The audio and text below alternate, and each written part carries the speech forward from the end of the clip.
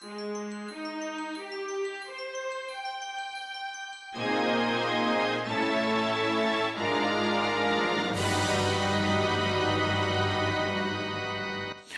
of Time is one of the best rated Zelda games. Made in 1998, it sold 2.5 million copies.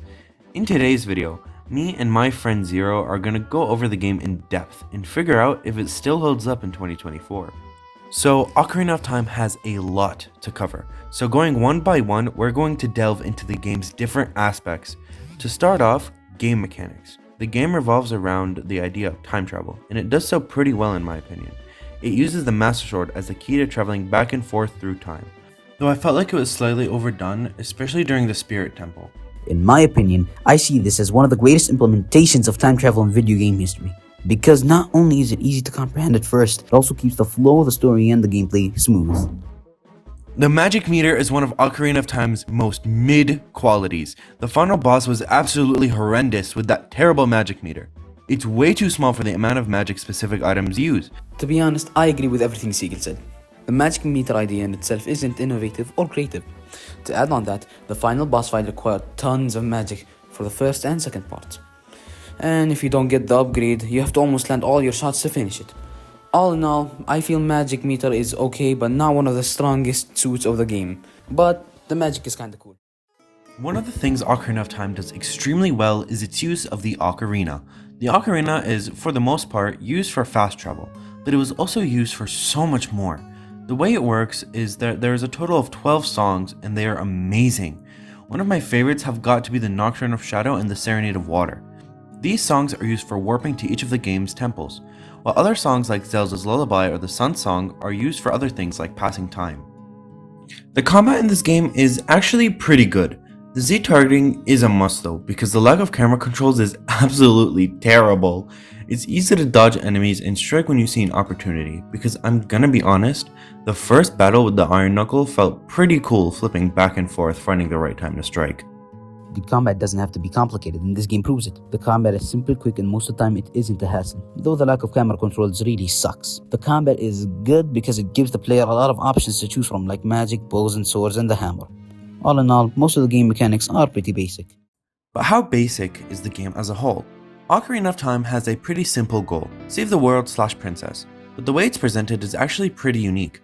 A thing I found interesting about the game is as we moved on, there was an abundance of NPCs that needed to be spoken to progress. It made the game feel more immersive and made the plot as a whole, though not very unique, feel quite different to other Zelda games.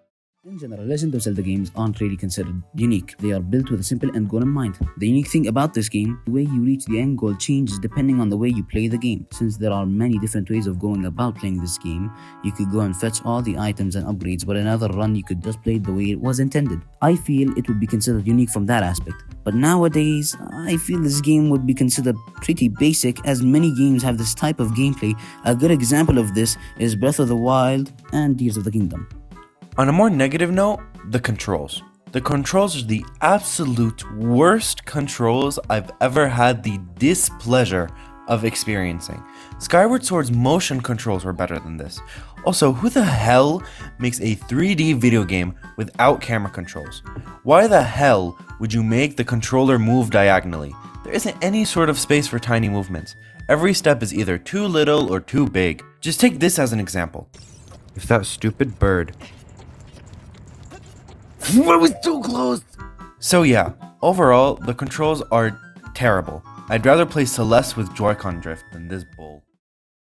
One of the best aspects of this game is its sound design, because I feel the music was made in a way that makes it the perfect fit for the environment that Link visits. An example of this is in Kakariko Village, where the music is slow and gives a relaxed vibe, fit for a secluded village in the grassy plains, while the music in the Lost Woods was more sped up and whimsical. And in Ganon's castle, the music becomes much more ominous and impactful. As for the sound effects, they were good for their time, as they aren't as high quality or as realistic as you'd expect. But they get the job done for a game made on limited hardware as the N64. The only complaints I have are obviously Navi's annoying voice lines and the Great Fairy's loud voice as well. One of the most important aspects of a video game is its character design, because through the character design, The creators can tell us the personality and story behind the character. The designer's use of shapes in a character's design can tell a lot about them. For example, the Gorons are mainly spherically shaped, which usually represents friendliness and kindness, a perfect fit for them, because it makes them look more harmless. But in Ganondorf's design, the triangle is more prominent, which is usually used to show that a character is dangerous and most likely not friendly. For the most part, I believe the characters in Ocarina of Time are very well designed, not only because of its use of shapes, but because of its use of clothing and color, where you can see mostly bright colors for Link's garments that help you understand the use of each one. It also shows how Link is simple and pure, but for the monsters Link faces, they use more damp and ominous colors to accentuate the darkness and creepiness of their design. An example of this would be the Dead Hands, Wall Masters, Moblins, and the Bleeded. The level design, in my opinion, was honestly done extremely well. The places fit perfectly with what Nintendo was trying to convey. For example, the Forest Temple being a kind of sick and twisted mansion of some sort fit perfectly with the abandoned/lost forest theme, as it was also inhabited by ghosts. Another good example I'd like to add is Dodongo's Cavern, as it fit perfectly with the Goron aesthetic at the beginning of the game rather than later on in the Fire Temple as a more industrialized place. Sadly, I have to disagree with Siegel on this one, because the level design was not good for the most part. Like in the Water Temple, most of the rooms and the corridors didn't have any defining features that can help you tell them apart. Same in Jabu Jabu, the Deku Tree, and the Forest Temple. But to be honest, there are some great levels like Ganon's Castle, where the rooms each signified a past temple.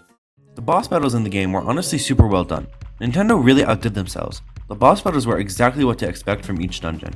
For example, the Shadow Temple's boss, Bongo Bongo, was perfectly set up by the pre-dungeon storytelling, and it felt exactly what to expect from such a dark and eerie place. Another honorable mention would be the Spirit Temple's boss, Twinrova, which was amazingly executed. The use of both sisters' elements was a change of pace than the usual monster without a brain kind of boss. I felt like I was actually fighting people that had a strategy, unlike Volvagia. Simple combat mechanics deserve simple boss fights, and I mean that in a good way, because the bosses are made in a way that feel fit for the controls they implemented. The boss fights are simple in a way where they center around a gimmick to break the poise of the boss. Like in Ganon's boss fight, you have to keep reflecting his lightning bolts, or in his final form, you have to hit his weak spot, which is the tail. The same is true with other bosses. This helps the player know what they're getting into with each boss, because you know that your way of beating the boss is to break the poise and then deal the damage. Also, this helps the player focus more on the designs of the bosses, which are fantastic except for the Water Temple boss, which has the worst design known to man. The plot of Ocarina of Time on surface level seems basic. When you look at it more deeply and really connect with the characters, it shows the true intentions of the game. It's much darker than meets the eye. Link seemingly being lied to his whole life, being told he was a Kokiri, and later on being told that his mother died in the Great War, leaving him behind, is honestly tragic. And it helps the player see the humanity in Link, that he's not just some random boy chosen to this destiny. And when you look at all the mistakes that Link has made, like opening the secret realm, it really shows that Link is just a kid, and he hasn't grown much until the end of the game. And it shows at the end of the game that he's become more mature and well-rounded. Overall, I enjoyed playing the game. It was super fun, and it felt like a nice change of pace than playing the AAA titles nowadays, and to go back and experience one of the most influential games in video game history. To answer the question, does Ocarina of Time still hold up? Honestly, I feel like it does. Despite its flaws, and they are a lot, the charm of the original N64 games is still present through and through. I wouldn't recommend it to a new player, but if you've played Zelda games before and are quite skilled, then you should definitely pick it up. I'd give it an 8.5 out of 10. I give this game a 7.5. There are parts where the game amazed me, like in the sound departments where Nintendo outdid themselves. Same goes with the design of the characters and the fun and simple boss battles. But the reason it didn't go beyond a rating of 7.5 was because of the tedious level design, which really made it difficult to enjoy a lot of parts in this game. Another reason for the rating is its basicness. The game doesn't stand out much anymore. Back then, it was considered gold, but today it would be seen as an okay game. But other than that, it was an enjoyable game to watch. Hey guys, I hope you guys enjoyed that video. It was super fun to make. It took me like 2 months to record all the footage, and the funny thing is I couldn't even use half of it because it got lost somewhere, somehow. But yeah, I hope you guys enjoyed the video, and I would really appreciate it if you guys could like and subscribe. It really does help the channel, and I'll see you guys in the next one. Peace!